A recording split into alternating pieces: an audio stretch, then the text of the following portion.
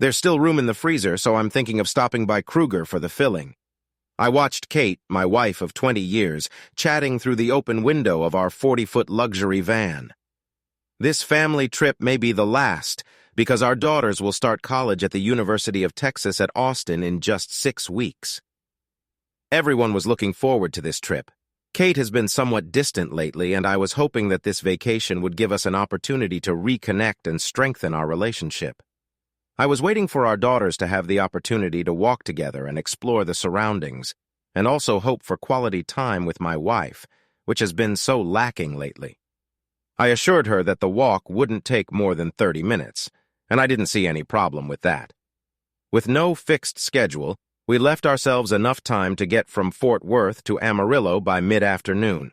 I started loading luggage into the outer compartment of our large van, having already packed everything necessary for overnight accommodation in the inner compartments. Our twin daughters, who were 18 years old, were sitting in the living room of the van, engrossed in correspondence with friends. It would be a whole month before they saw their friends again, which seemed like an eternity to teenage girls. During this time, the relationship between boys and girls was tied, broken, and tied again. Friendship was tested, restored, and tested again. The daily drama of high school girls' lives would continue without them for a whole month. The only way to stay up to date on all the important events that they missed was through their cell phones. We were able to travel in a Toyota Highlander, leaving the van at various campgrounds as a base. Hopefully, these adventures would help them take their minds off the important events they missed. "Okay, I'll make a list so it's effective," Kate said, pursing her lips and making a kissing sound. "I love you, baby," she added and turned away from the window. This morning, she was wearing black yoga pants, a black tank top, and white tennis shoes. Her blonde hair was tied in a ponytail, and her lips were painted with natural gloss. With an average height, she had a natural slimness, and her breasts were perfectly proportioned to her body. Despite gaining only 11 pounds since she played for the University of Texas women's volleyball team, she had retained her stunning beauty. She was overwhelmed with joy at the upcoming vacation and radiated a radiance comparable to that experienced by a girl who returned to her roots. When I suggested the trip, she was hesitant at first, but over the past few weeks, she had gone from reluctant agreement to growing enthusiasm. This trailer ride was the first since the beginning of the pandemic. The girls were excited about the trip to the southwestern United States almost as much as they were about visiting Disneyland in California. Although they looked like their mother, their interests gravitated towards mathematics and logic like mine, and, like me, they leaned towards the engineering profession. First of all, they were teenagers looking for adventure and pleasure. As I was loading the last bag into the outside luggage compartment, the screeching brakes of a red Mustang caught me off guard. The car stopped abruptly, nearly missing the back of the van. A young man jumped out of the driver's seat and quickly came up to me. He looked to be about 20 years old, had blonde hair and a mustache. At an average height, he looked fitter and more muscular than me. In the 2 decades since I graduated from college and tied the knot, I've acquired a more paternal physique. I gained 20 pounds during college and have now started running in the hope of losing weight. There was anger on his face as he approached me. "Where is she? You idiot!" he shouted, making me take a step back in surprise. "Katie! Katie, come here! I'm going to take you away from this horrible guy!" he shouted. I felt confused and worried when this man appeared on the doorstep. "Who the hell are you?" I shouted, preparing for a possible confrontation if this mad man decided to attack me. "Where's Katie?" he demanded with even more aggression in his tone. The thought made me feel sick. When my daughter got out of the van, I noticed that they took out their cell phones to record what was happening. My wife got out of the van, too. She was ghostly pale, frozen in shock, and couldn't speak. "Katie, let's go," he urged. "I'm taking you away from here, away from this cruel man. You won't have to worry about him anymore." He held out his hand to my wife. "Let's go." My daughters came up to her, hug her, and asked, "Mom, who is he? Why does he keep calling Dad cruel?" Kate was silent in response to their questions. Her gaze darted between me and the stranger, and there was shock and fear in her expression. Her mouth was slightly open as if she was trying to say words that couldn't come out. "I'm Kate's fiancé," he informed my daughters. We're just waiting for your parents' divorce to end so we can get married. Closing my eyes, I took a deep breath, trying to pull myself together and avoid any outbursts, remembering that my daughters were filming the unfolding scene. "Mom, what is this man saying?" my daughter asked. This candle watched in shock. "Kate," I whispered. She looked back at me, an expression of fear written on her face. "Kate, do you know this man? Are you engaged to him?" My words seemed to hang in the air as my wife continued to look at me, her eyes full of confusion. I asked the stranger, "How long have you been dating my wife?" For the first time since getting out of the car, he looked hesitant. 9 months. We started dating at the beginning of the school year. It dawned on me that he could be a teacher for his daughters, or maybe even a school coach, judging by his appearance. She told me about how you manipulate her and your children and mistreat them both emotionally and physically. I'm here to save her from her nonsense. Our father is not involved in this. If our mom really said such things, then she's lying to you, Kendall said. "Mom, did you really say such things about Bad?" Taylor asked. "Let me explain," Katie said. Taylor and Kendall's faces twisted in disgust. "Explain?" Taylor demanded. "Are you having an affair with this man? Are you unfaithful to Dad?" Tears were streaming down the faces of all 3 women. I shook my head, not feeling the need to clarify anything. I took Kate's suitcase out of the luggage compartment and handed it to my wife's fiancé. "She said your disposal," I said. Turning to my daughters, I directed them to the van. "Let's go, girls. We can still get to Amarillo by late evening." After giving their mother a disapproving look, the daughters turned away and headed for the door of the van. Together, they turned to their mother and her lover, raising their middle fingers in unison. Kate grabbed my hand, begging me not to leave. Despair washed over her in waves, and her lover stood helplessly by her side. Everything was not going as he had imagined. He had imagined himself a hero who had come to save her, but now he was faced with the fact that she was not a damsel in distress at all, as he thought, but a dragon in disguise. "Don't leave me!" she begged. "I don't want to see you anymore," I replied. "I will contact Terry and start the divorce process. You need to find a lawyer and give his details to Terry. Terry Carr, my former college roommate and longtime friend, may not have major in family law, but his extensive network of connections allowed me to be sure that I was in good hands." When Kate knelt down and started crying, I realized that her emotions were no longer able to devastate me the way they used to. The daughters took their seats while I drove the van away from the curb. In the rearview mirror, I saw Kate burying her face in her hands, and her boyfriend awkwardly put a comforting hand on her shoulder, watching us drive away. A trip from Fort Worth, Texas to Amarillo, Texas along State Highway 287 is perhaps one of the most uninteresting trips in the United States. Endless stretches of nothingness are broken only by the desolate waterfall of Wichita Falls. I remember when I was visiting my grandparents, I came across an article in an outdated Texas monthly magazine. The article gave a rating of the 10 worst professions in Texas, and in 9th place was a chicken veterinarian, the person responsible for determining the sex of chickens. We did not visit Wichita Falls, but immediately went to Quannapack, Texas, named after the legendary Comanche chief Quanah Parker.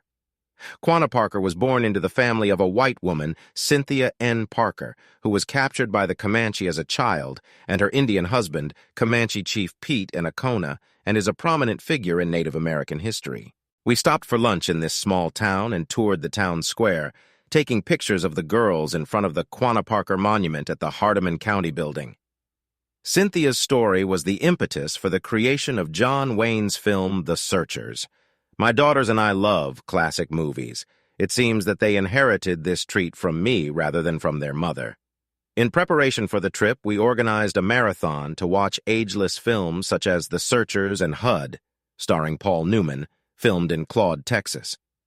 When we were driving to Amarillo, passing through Claude, all 3 of us decided to turn off our phones. I expected one of 2 outcomes. Either we would be inundated with calls and messages from Kate begging us to come back for her, or there would be complete silence when she realized her newfound freedom to leave us and start all over again with her new love. Neither a controlling husband nor demanding daughters would hold her back anymore. A quiet ride along the highway gave me enough time to think about the situation. A huge 40-foot van was my dream, even though it didn't belong to me. My parents, Guy and Tony Conroy, along with their close friends John and Emily Franks, made a joint purchase. My mom and Emily have been best friends since 8th grade, attended prom together twice, and even shared a room at North Texas State University in Denton, Texas. It was at NTSU that Tony met Guy, a shy law student. After a few weeks of dating, Guy introduced Emily to his best friend Don Frank, who also studied law. Guy and Tony got married 2 years after graduating from law school. Don and Emily tied the knot around the same time. Within 6 months of the wedding, both couples and healthy children. Tony and Guy named their son Peter after Tony's family, the Petersons, and Don and Emily named their daughter Catherine after Emily's mother. Catherine was affectionately called Kate. She has always been a part of my life from the very beginning. I remember the first time I saw Kate undressed when we were very young, and her moms put us in the bathtub together. Now, looking at this photo, I can't help but shake my head. Times have changed, of course, and today my parents would never have allowed themselves to take such a picture. Kate and I were inseparable and shared all our experiences together, from our first ice cream cone to our first roller coaster ride, from our first day at school to our first kiss and beyond. There was nothing we didn't do together. Our bond was unbreakable. Kate and I went to the University of Texas, where I studied engineering, and Kate studied literature. Kate got her teaching certificate, and I got a job at an aerospace company in Fort Worth. Kate continued her education at NTSU, our parents' alma mater, and over the next 7 years earned her doctorate in literature. She eventually started teaching at Fort Worth Community College and gave birth to our daughters. Having experienced in the aerospace industry, I decided to go into business using my 6 patents obtained from the Aerospace Corporation. But after arbitration, it turned out that 2 of them belonged to my former employer, as they were the result of my previous work. The other 4 patents belonged to me by right and were not related to previous work. I was free to use and license them as I saw fit. I decided to license 3 patents and use the 4th one to create a manufacturing enterprise. Despite the fact that we were originally 2 separate organizations, we became one. Together we were more capable, more resilient, and more content. It seemed that we were destined to stay together indefinitely until circumstances changed. Kate was already losing her way. She had a miscarriage 5 years ago. The pregnancy was unexpected, but at the same time we welcomed it with open arms. Despite the initial shock, we were thrilled with the idea of adding another child to our family. After a tooth extraction, Kate took antibiotics, which, according to our doctor, could affect the efficacy of birth control pills. Regardless of the reason, we were filled with joy and gratitude for the unexpected blessing. In the 3rd month of pregnancy, Kate began to have severe cramps while teaching a class on gender identity in Hemingway and Fitzgerald literature. She quickly took time off from class, went to the bathroom, and unexpectedly suffered a miscarriage in a women's bathroom stall next to the auditorium. Despite numerous attempts to reach me, I was unavailable in the classroom for testing without a phone. Kate called her mom, who also didn't answer, and then turned to my mom, her second mom. My mother hurried to support her daughter-in-law. Kate decided not to call an ambulance, and when my mom found her sitting at the table in tears, they drove to the hospital by car. The doctor informed her that there were no physical problems, suggesting that her body could have rejected the pregnancy. It was possible that the fetus had complications that led to the rejection. Despite the fact that there was a chance of a successful pregnancy in the future, Kate did not want to take any chances. After that, she asked me to have a vasectomy, and I agreed. Our family of 4 was enough for me, but Kate's miscarriage took its toll on her mental health. It seemed that the cheerful and energetic woman I once knew had disappeared. She pushed away my attempts to show affection and became detached. Despite my offers of therapy, she refused to discuss her feelings and became angry. She isolated herself from her friends and stopped using social media. I walked around her like on eggshells, afraid to upset her even more. After talking to our moms, they advised me to give her time and assured me that she would come to her senses eventually, but I still doubted it. Suddenly, Kate began to show signs of improvement. She started texting and writing on Facebook again, and I saw glimpses of her form herself. Just while I was starting to feel hopeful, one Saturday afternoon, Kate burst through the front door, frantically calling for Taylor and Kendall. She looked almost panicked, with wild eyes and a sense of urgency. "What's going on?" I asked, grabbing her shoulders in an attempt to calm her down. Why are you looking for the girls? I need to talk to them. I have to explain something to them, she said, scanning the area and avoiding my eyes. At that moment, my daughters entered the house and approached her. Have you told them yet? Taylor asked. No, of course not, Kendall replied. Otherwise, Dad will get upset and yell at her. Girls, let's discuss this in your room. This has nothing to do with your father. I don't know what you think you have witnessed, but you are mistaken. They both stared at Kate in disbelief and then turned to me. As we were leaving the cinema at the mall, we passed by the queue for tickets to Maria Montoya's latest movie and saw Mom openly kissing some guy, Taylor said. I looked at Kate sternly. Kate, can you explain what's going on? Are you cheating on me? Tears were streaming down her face as she stood in the kitchen. Kendall added when she saw that we were watching her, she ran after us. We ran into an extreme store and lost sight of her. Then we ran home. We felt it necessary to tell you the truth so that she would not have the opportunity to deceive you. Are you having an affair? I asked firmly. No, I'm not cheating on you, and I'm not having an affair. She denied, avoiding my gaze. Then who is he? I asked. He's just a friend, she replied. I need a name, I demanded. I want to know which of your friends thinks it's acceptable to kiss my wife. I can't tell you, Kate replied, but I will make sure that it doesn't happen again. We will remain friends, but it won't happen again. This is complete nonsense, I replied. Tell me who it is now, or next time I'll talk to you in divorce court. Kate turned pale, her mouth hanging open and shocked. You can't be serious. Will you ruin our marriage because of a friendship that has gone too far? Try me, I said. Come on, try me. Refuse to tell me his name and see what happens. She couldn't hold back anymore. With tears in her eyes, she told me his name was Kevin Saunders, and associate professor at her college. At first, he was just a sympathetic listener, but then their communication turned into inappropriate conversations, correspondence, and even the exchange of topless photos, fortunately without faces. I told her to pack her things and go to her parents. I made it clear to her that I didn't want to be around her at the moment. Kate was too upset to drive herself, so I gave her a ride.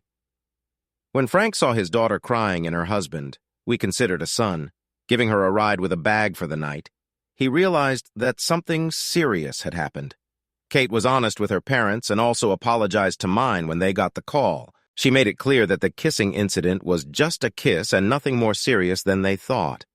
Kate expressed concern when asked how the situation would have developed if the girls hadn't seen her at the mall. I think nothing would have happened. I hope I would have realized what a dangerous path I was on. I am very grateful to my daughters for their intervention and for the fact that everything is over. She did not delete any of their messages, which confirmed that she did not have an intimate relationship with him. I had no doubts that if she hadn't been discovered, she would have slept with him. I used to be naive about infidelity, but soon I began to understand this topic. I started to see internet rooms dedicated to infidelity often and learned a new language. AP is an affair partner, BS is a betrayed spouse, WW is a wayward wife, WH is a wayward husband, and OBS is another betrayed spouse. I'm the first day you discover cheating. The next day you realize that your partner is hiding the whole truth, trying to protect themselves. This leads to a drastic change in communication when conversations are reduced exclusively to practical issues such as everyday life or children. The ultimate goal is to find a way out of a situation of infidelity, whether it's working on the relationship or divorce. There were other sites designed for those who engage in adultery using abbreviations such as married man.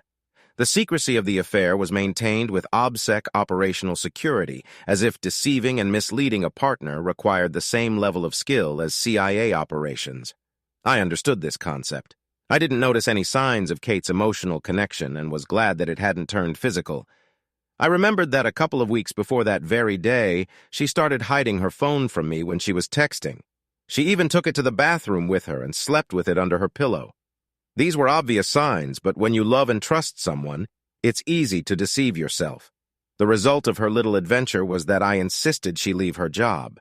If she wants to continue teaching, then only in middle or high school. In addition, she agreed to full transparency of all electronic devices without any codes.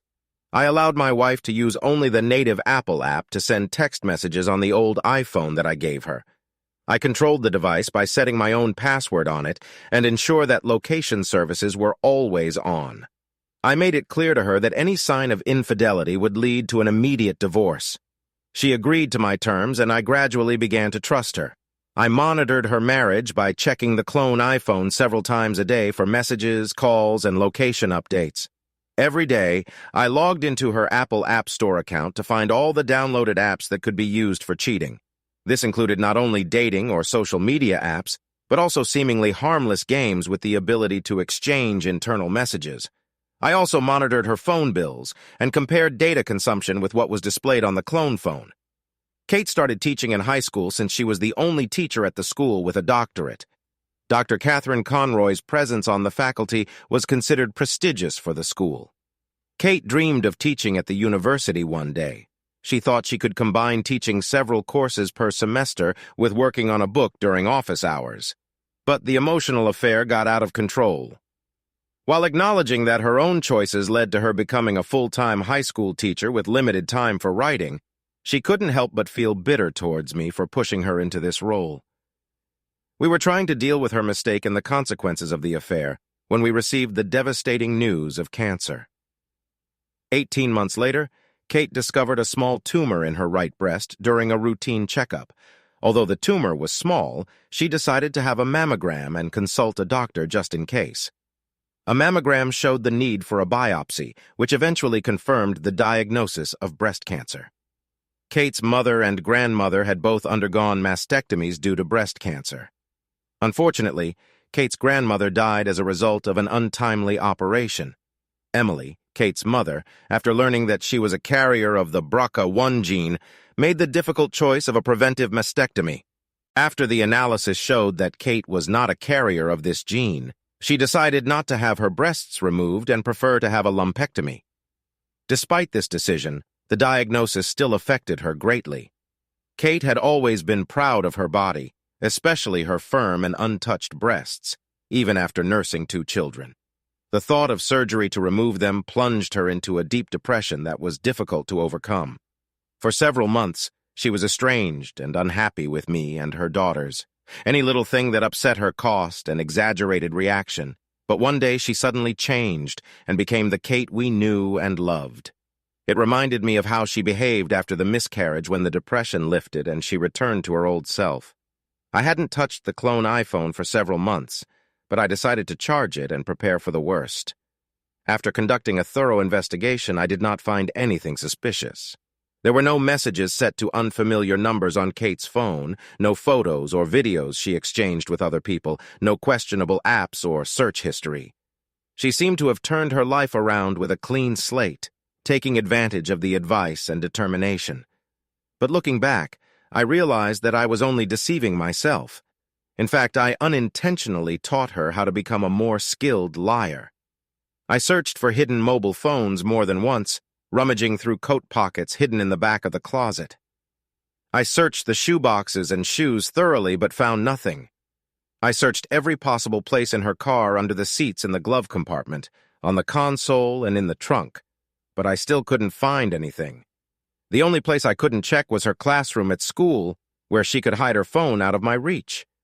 Kate tried not to use her cell phone or computer so that I could access them.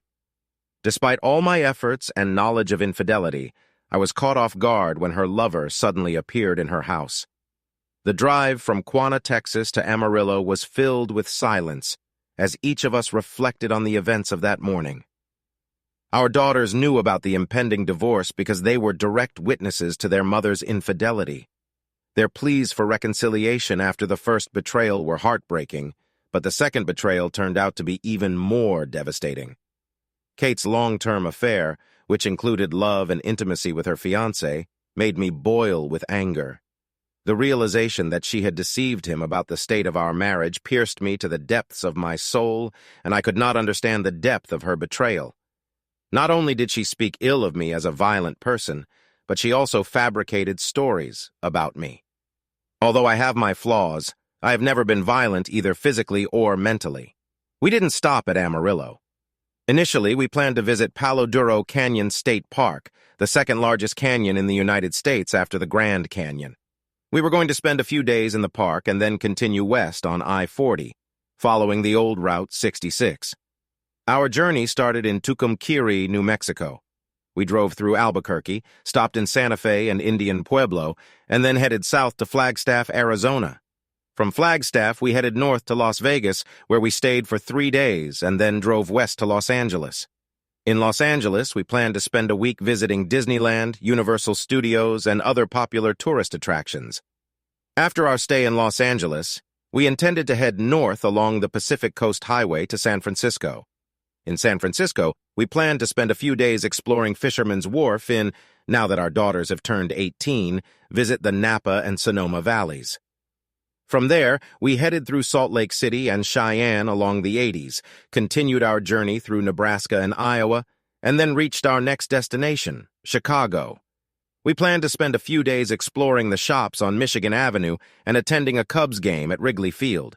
We had allocated no more than 5 days for Chicago, but were ready to leave earlier if necessary. From there, we went south to Nashville, where we spent a few days and then 1 day in Memphis. I couldn't wait to visit Graceland, and when the girls saw the movie about Elvis and Austin Butler portraying the king, they were thrilled. Our trip took us through Memphis, Arkansas, and back to Fort Worth, Texas, where we started our journey. It was a month-long adventure that we will never forget. It's funny that not everything always goes according to plan. As they say, man plans, but God laughs. Kate and I visited Palo Duro Canyon as children during one of our regular family vacations. During our visit to the canyon, we explored various hiking trails and reached the lighthouse, the famous rock formation that personifies the canyon.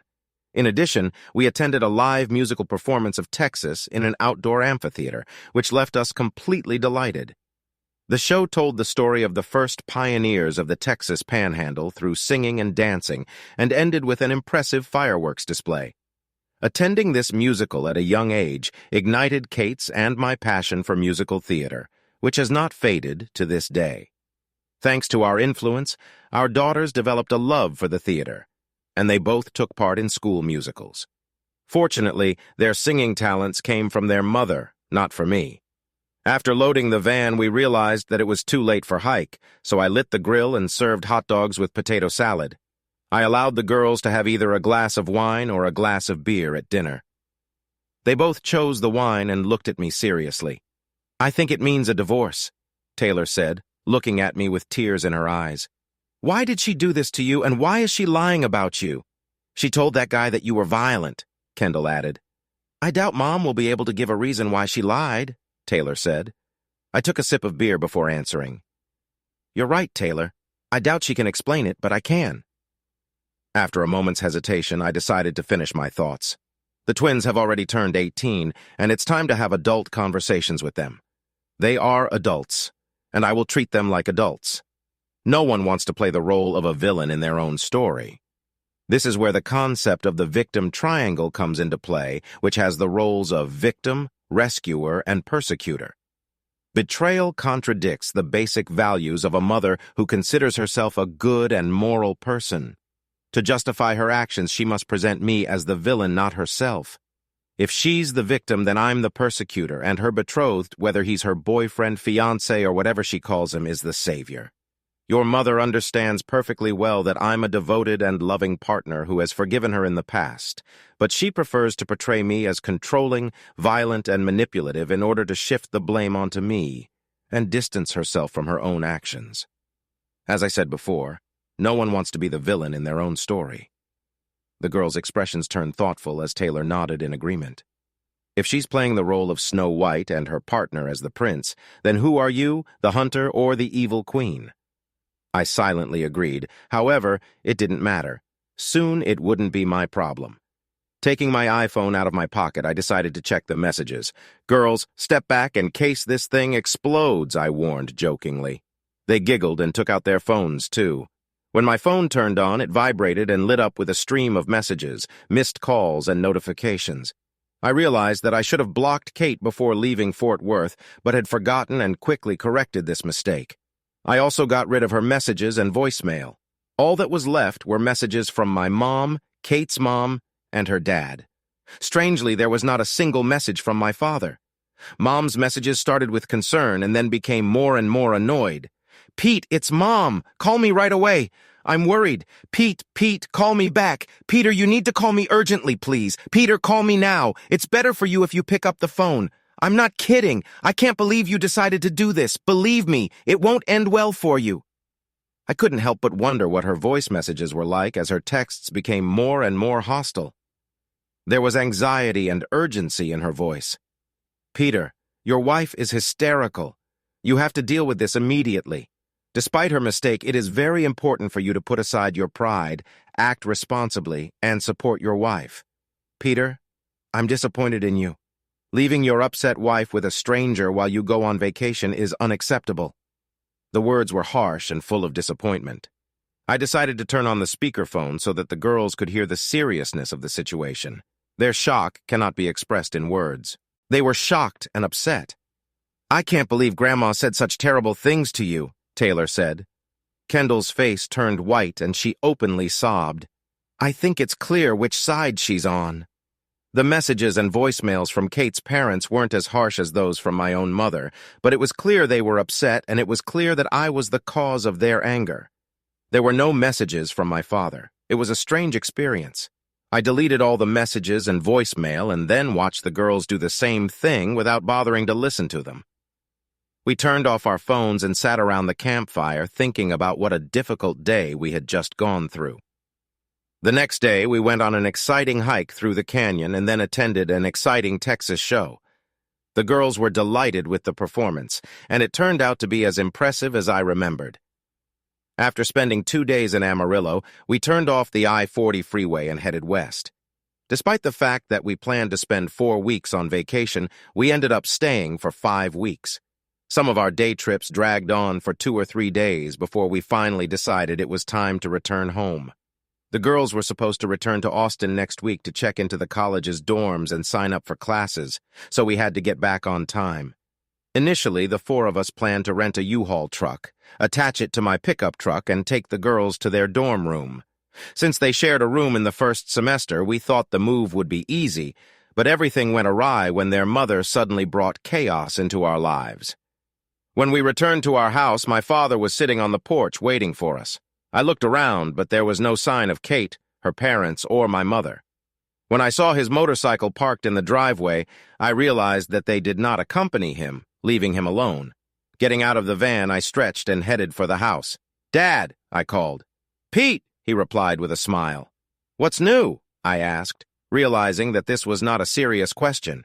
"Nothing special," he replied. "Are you alone?" I asked. "Yes," he confirmed. "The GPS in the van went unnoticed by them, and Don's computer skills are as outdated as your late grandmother's. The realization that they didn't know about our return deeply disturbed me. Despite my combat training, I returned home with nothing. Have your phones been turned off all this time? We bought landlines and flagstaff so the girls could keep in touch with their friends, and I could keep in touch with work and Terry. Last week, Terry completed his task. He visited Kate at her parents' house. It seems that everything went, to put it mildly, not very smoothly. Kate has been in a psychiatric clinic since his arrival, so her parents are upset and angry at everyone except Kate and your mom." "And where's my dear mother?" I asked. After listening to her voice messages, I realized that she was not on my side. She's so mad at the 3 of you that she can't even speak properly. This whole week has turned into a Tijuana donkey show. I'll explain this term later, I informed the girls. I felt they were interested in learning about the donkey shows in Tijuana, but I wasn't in the mood for this conversation. "Your mom's home," Dad said. I gave him a puzzled look. "At her place?" I asked again. "Yes, I also filed for divorce," he said. After this unexpected revelation, we interrupted our conversation to empty the van and wash it thoroughly. When this task was completed, we lit the grill and cooked burgers for dinner.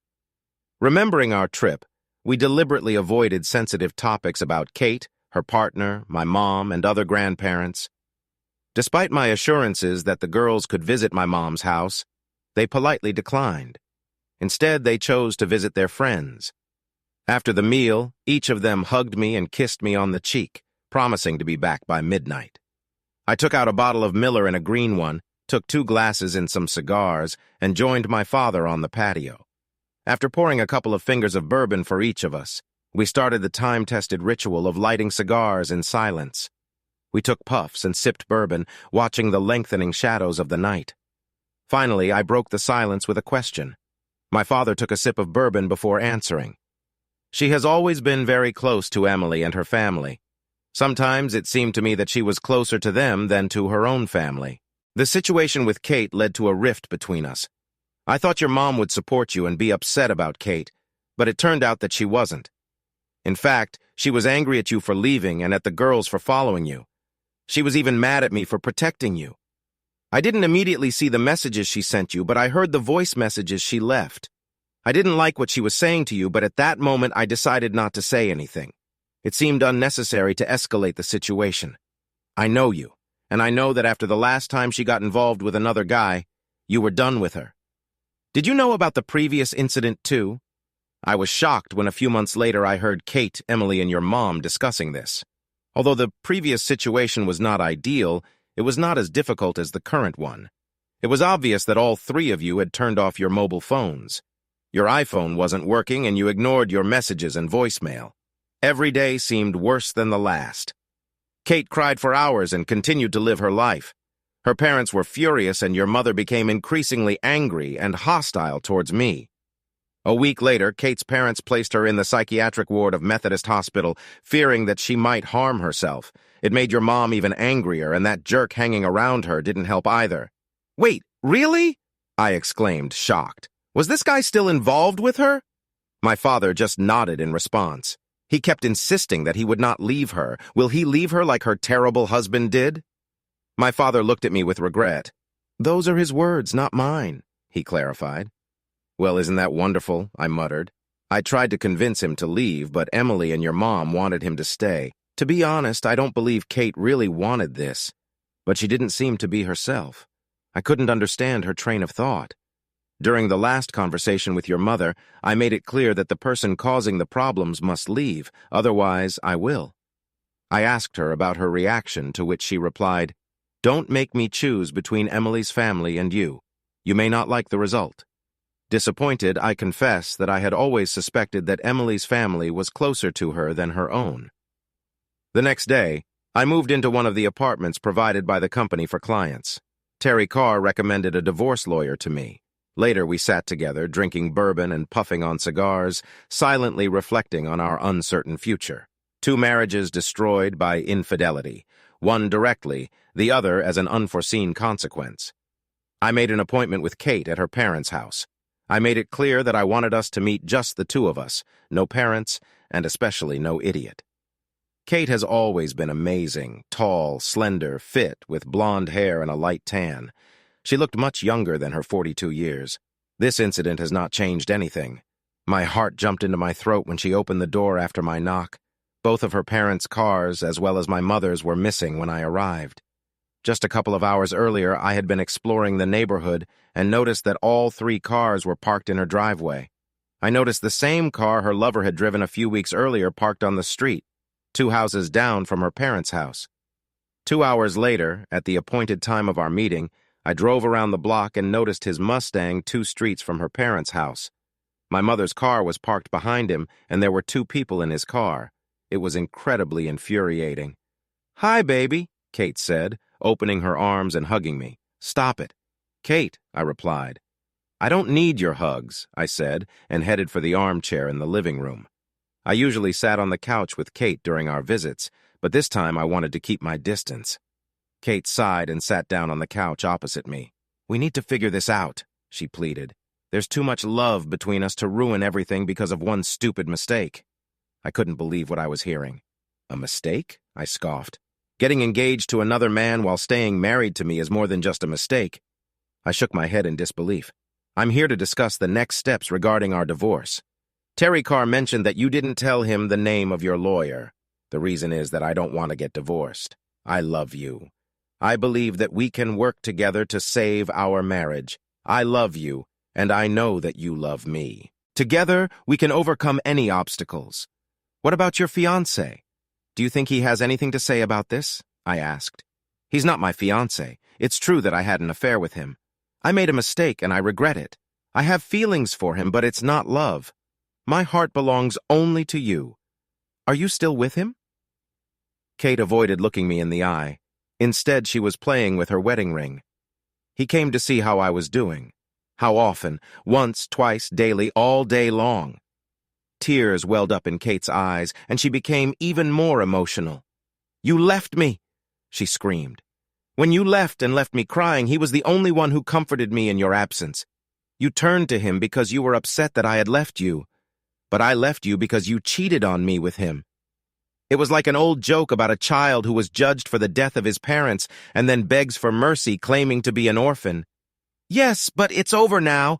I don't see him anymore," she insisted. "So if I drive around the neighborhood, I won't notice him 2 streets away, sitting in a car with my mother." Kate's eyes widened in realization when she saw that I had figured out her deception. I stood up and calmly told her, "Kate, it's time to find a lawyer. Give them all the information about Terry. You can marry this jerk, and I can move on. We'll cross paths at weddings and funerals, but eventually, we'll drift apart and become strangers. You'll just be the woman I married once." She stared at me in horror, her face losing color. "No, I'll never be able to see you," Kate sobbed, hugging herself and rocking back and forth, singing, "No, no, no." I got up, looked sadly at my future ex-wife, then shook my head and left the house. After driving 2 streets, I stopped next to the City-It's car.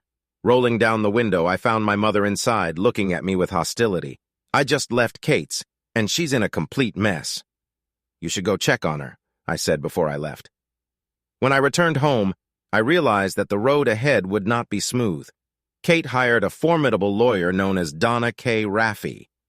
She was called D.K. Raffy in the press and became famous for winning the record-breaking divorce case of Dallas socialite Pauline Pickett for $270 million against her husband, oilman Danny Pickett Jr., Menny Warren Jr., against Pauline, as she had been tested by almost everyone, but he didn't look like his father. His father was notorious for wearing a leather belt with a hole in the place where he was injured during a bar fight. His father not only survived, but also defeated the man who shot him with a billiard cue, a feat that the younger was not capable of. The elder Pickett died in a plane crash 6 years ago, leaving his oil company to the younger. I knew it wasn't going to be easy for me. At first, they insisted on marriage counseling, but I refused. It wasn't our marriage that collapsed, but my wife's. As a result, I was forced to attend 10 court-appointed sessions and could choose a consultant myself, but that didn't comfort me much. In the end, I chose Dennis Lumpier, who advertised himself as a marriage counselor specializing in the treatment of wounds sustained as a result of infidelity. Reviews of him on the internet were overwhelmingly positive, and he was even approved by the court. After a promising phone interview, Kate and I finally met with him in person. I realized that everything was going to go wrong. "Mr. and Mrs. Conroy, what are your goals for this consultation?" he asked. While Kate was talking, I silently added to the list that I wanted her to go back to her maiden name. I made a huge mistake. I cheated on my husband, and I feel a huge sense of guilt. "I want to find a way to avoid divorce and strengthen her marriage," she said. I stared at her in shock. She's still with that idiot. She's even engaged to him, for God's sake. Dennis scolded me, reminding me to refrain from shouting and swearing in our sessions. He urged us to remain calm and respect each other. "Kate, is this true?" he asked. "Are you really engaged to someone else and yet claim that you are trying to save your marriage?" "It's true," Kate admitted. "Brian asked me to marry him, but I refused. I want to focus on saving my marriage." I looked at the consultant. "Do you think this is a classic case of monkey branching?" I asked. "Why do you think that?" he replied. "She refuses to devote herself completely to her boyfriend until she is sure that our marriage is over, but she also doesn't want to marry him until I agree to forgive her. It's textbook monkey branching." I explained. Then Kate said, "If you promise to stay with me, I'll tell him that I can't marry him. I will return the ring." I stared at her in silence, considering the situation. The very fact that we are discussing her consent to a marriage proposal from another man shows how bad our marriage is, I said. Kate was absently twirling her wedding ring in her hands. I asked, "When was the last time you had intimacy with him?" "I don't remember," she replied dispassionately. I urged her, "Kate, let's be realistic. You're smart. You have a doctorate. No one will buy this excuse. Kate, how many times have you slept with him? When was the last time?" This morning she replied softly, and tears streamed down her face. I got up, thanked the therapist, and left the room. I knew it was going to be difficult, and it was. They tried to reason with me and attacked everything I owned, enterprises, patents. The twins went to college in Austin, where I put them in a dorm against their mother's wishes. She hoped to join us, but both I and the girls rejected her attempts. The girls were not interested in reconciling with their mother, and I also cut off contact with my own mother. I didn't know if she was trying to contact me, but it didn't make any difference to me. My parents divorced, and since my mother had a successful career as a financial controller, there was no question of spousal support after her father transferred ownership of the house to her with no outstanding mortgage. She had very few bills left to worry about. She promised not to interfere in his business partnership, and they went their separate ways. My father decided that he could not continue working with Katie's father and included in the contract a condition that Don had to either buy out his share or close their law firm. Don decided to buy out his share, and my father moved to Austin, where he got a job at the prestigious law firm Bonham, McLeod & Garcia, the oldest in the state of Texas. After much delay, Kate and DKR exhausted all possibilities to delay the divorce process. I transferred ownership of the house to Kate and sold my business for a minimal amount, mainly for the value of physical assets. Half of the proceeds from the sale went to Kate, as well as half of the rights to my patents. In a last attempt to find a solution, I went even further and offered to completely transfer the patents to Kate, provided that she signed the divorce papers and agreed to move on. Despite all the obstacles they presented, I agreed to each of them in order to put an end to the current situation.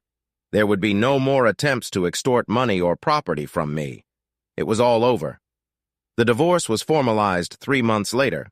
By that time, I had moved to Austin and bought an apartment near Lake Travis in close proximity to various restaurants and shops.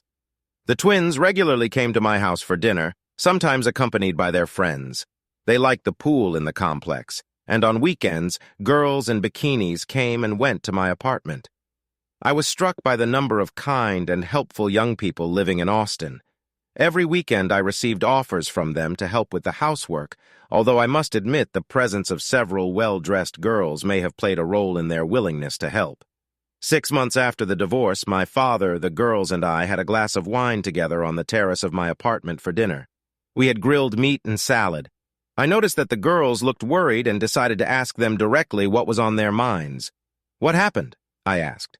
"Mom called this morning," Taylor replied. "Oh, how is she doing?" I asked. "She found out that the patents who gave her are now practically worthless," Taylor explained. "A new company has emerged, PTK Incorporated, with patents that have made the old ones obsolete. All the companies that used the old patents have terminated their licenses to switch to the new ones. PTK Incorporated is a company that no one has ever heard of." Quite by chance, the initials of Peter, Taylor, and Kendall merged into the name PTK Incorporated. I smiled at the girls and raised a glass of wine to my 2 smart daughters. Kendall quickly changed the subject, tears glisten in her eyes. "Mom is getting married next Saturday and wants us to attend the wedding." I shook my head in disbelief. How can I not know about this? My daughters wished their mother good luck at the upcoming wedding, but made it clear that they would not attend. They expressed their disapproval and stated that they did not want to have any ties with her new husband. They noted that Kate was upset, but understood their decision. Mom admitted her role in the collapse of the marriage, admitting that it was her biggest mistake. "Our grandparents, with the exception of your father, were on her side and expressed their support and approval. I don't understand why they are so hostile to you," Taylor said. Finally, my father spoke. "It's because you turned your back on their precious little princess. Don't get me wrong, I loved Kate before all this happened, but she was always pampered first by her parents, including your mother, then by you. She never learned how to be an adult because someone always took care of her. I'm worried about her. She shouldn't rush into marriage, especially with this guy." Naturally, the wedding took place. The wedding of the daughter of a famous lawyer from Fort Worth was written up in a society newspaper. Surprisingly, the article did not mention either the bride's previous marriage or her 2 daughters who received higher education. The article also did not mention the bride's unsuccessful attempt to commit the stupid mistake of self-mutilation on the wedding night. That Saturday night, when Kate got married, I was relaxing on the terrace with a bottle of Garrison Brothers Small Batch. Feeling melancholy, I took my guitar on the deck with me. Although I rarely played, I liked to pluck the strings when I felt depressed, usually accompanied by a glass of bourbon. It had been over a year since I last picked up a guitar, and it was hard for me to play the familiar intro to Guy Clark's song, L.A. Freeway. It used to be the order of the day, but now I was stumbling on the chords. While I was trying to regain my rhythm, my phone started buzzing and ringing, bringing me back to reality. My daughters and my father called me at the same time. I ignored my father's call and answered Taylor's call. "Daddy, did you hear that?" Taylor asked. "What is it?" I asked sharply, without any pleasantries. "What's going on?" "Wait, can't I left you a voicemail?" Taylor informed me. "Kendall, my dad is calling," she said before including me in the conversation. "Dad, I'm putting you on speaker." Mom tried to harm herself tonight. I could hear Kendall crying and Taylor trying to stay calm. Obviously, something was very wrong. Mom drank a whole bottle of sleeping pills and was found lying in the bathroom during a wedding celebration. Breaking away from the celebration, she went to her room and did something reckless. The grandmothers went in search of her, eventually preventing a tragic outcome because the cleaner found her in time. After analyzing the situation, I couldn't shake the feeling that Kate's reckless behavior was destroying her life. The situation was deplorable and unfortunate. Fortunately, her family supports her during this difficult time. I feel sorry for her new husband and sympathize with my ex-wife, but as they say, these are not my problems. "Can we go with you?" they asked. "Are you going tonight or tomorrow morning?" Their question took me by surprise. "I'm not going to go there at all," I said firmly. "I don't hold a grudge against your mother, but she removed me from the role of her husband. If you decide to go, I will pay for the plane tickets and escort you to the airport. I'm sure one of your grandparents will be able to meet you." Their displeasure was obvious. As a result, the next morning the four of us drove onto I-35, heading north toward W.S. Dallas. I was stunned by my father's decision to join us. He just said he couldn't miss the drama. I walked my father to the Hilton Hotel so he could check in and took the girls to the hospital. The receptionist led us into the waiting area where I immediately noticed the lone man sitting gloomily staring at the floor. My mother noticed me and angrily turned to me. "This is under conscience," she said before my daughters intervened. Taylor defiantly told her, "You need to shut up, you crazy old woman. Step back, Grandma," Kendall snapped. "It's all because of Mom. She lied and cheated on Dad, got engaged to the man she cheated with, eventually married him, and then tried to harm herself. So please, dear grandmother, explain to us how Dad is to blame for all this." Mom collapsed on the floor and sobbed. Emily sat down next to her and they clung to each other, sobbing. My ex-father indulgently put his hand on my shoulder and calmed me down. "It's not your fault, Pete. Either sheer weird blame for everything that happened. We should have taken action against this idiot when he first appeared after you and the girls left. Unfortunately, we let him stay here." While we were discussing this, the man was staring at us intently. I asked my former father-in-law what's going to happen to her. He replied, "We will take her home and give her the help she desperately needs. She needs therapy." The man stood up and turned to us, saying, "She's my wife." I replied, "Go to hell. Maybe someday she will choose you, but today is not that day." Her father-in-law intervened, saying that Kate would go to her mother where she would be cared for and that she would be able to make a decision about marriage once her mental health improved. The man did not agree with this decision and quickly left. Soon after, the daughters were able to visit their mother. 15 minutes later, they returned to the waiting room and hugged me, crying softly. "Mom wants to see you, Dad," Kendall said. My mom and her parents looked at me with pleading eyes. "Please, Pete," the father-in-law said. "It will mean so much to her." I shook my head sadly. "I can't. I'm not a family member or a friend anymore. I'm just a man she was once married to." My words hung in the air and we all started crying. After leaving the hospital, I went outside and 4 days later we were back in Austin.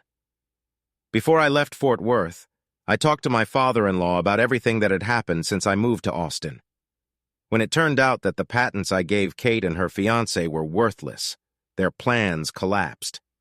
Kate thought her lifestyle wouldn't change much, and this jerk thought he'd won the lottery by getting a beautiful wife and a successful production company.